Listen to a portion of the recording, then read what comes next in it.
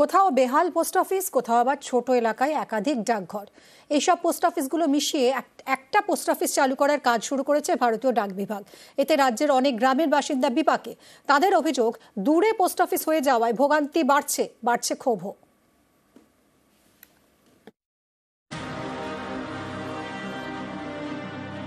একটা সময় ডাকঘর ছিল পাড়ায়, সেটা এখন বন্ধ হয়ে গিয়েছে, চলে গিয়েছে দূরে। কারণ পোস্ট অফিস সংযুক্তিকরণের কাজ শুরু করেছে ভারতীয় ডাক বিভাগ। গ্রাহকদের অভিযোগ, এর জেরে তাদের হয়রানির এক শেষ। উন্নত প্রযুক্তির নাম করে যদি এই ছোট ছোট পোস্ট অফিসগুলো বন্ধ করে দেওয়া হয়, তাহলে জনজীবনের বিরাট প্রভাব পড়বে। আমরা এতদিন ধরে যেটাতে অভ্যস্ত ছিলাম, সেখান থেকে আমাদের সরিয়ে সমস্যার মধ্যে নিয়ে যাওয়ার চেষ্টা করা হচ্ছে। এখন এআই এর যুগ, সময় ছুটছে ঝড়ের গতিতে। তবু আজও অনেকের ভরসা পোস্ট অফিস। কিন্তু অনেক জায়গাতেই পোস্ট অফিস বেহাল। বৃষ্টি হলে ছাদ চুইয়ে জল পড়ে।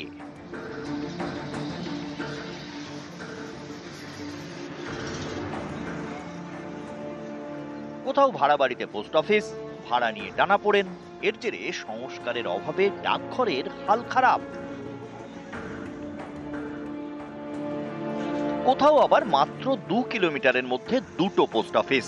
এইসব ডাকঘর বন্ধ করে দিচ্ছে ভারতীয় ডাক বিভাগ, মিশিয়ে দিচ্ছে অন্য পোস্ট অফিসের সঙ্গে। জলপাইগুড়ি জেলায় যেমন 59টি ডাকঘর, এর মধ্যে জলপাইগুড়ি শহরে 17টি, এর মধ্যে 10টি বন্ধের নির্দেশ দেওয়া হয়েছে। এই 10টি ডাকঘর মিশিয়ে দেওয়া হবে অন্য ডাকঘরের সঙ্গে। এতে অনেক গ্রাহকই চিন্তায়।